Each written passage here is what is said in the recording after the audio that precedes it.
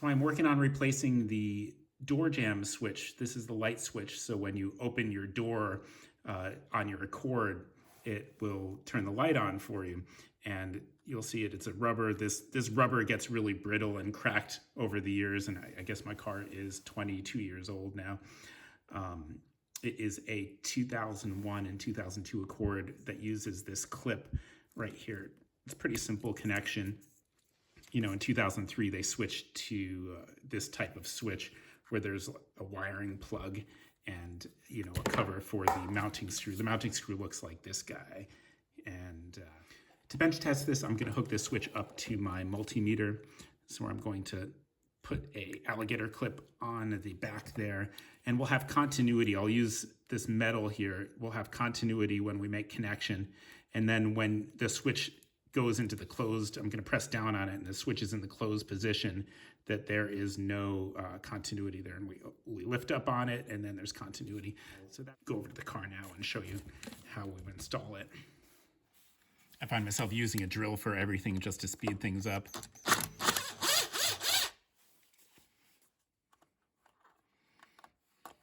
I think the way it's oriented here, this clip will be come out on the bottom there, and we'll just break the seal here.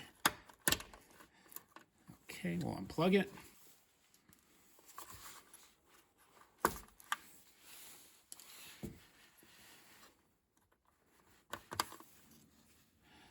So when you go to reinstall it, there are these little clips that it looks like you hook this on into the metal there. I think I was missing that when I first went in, so that helps the screw align up a little better.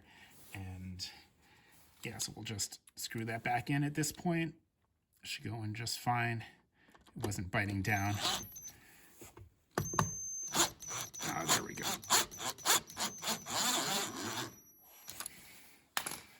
Just go in with a regular screwdriver, not to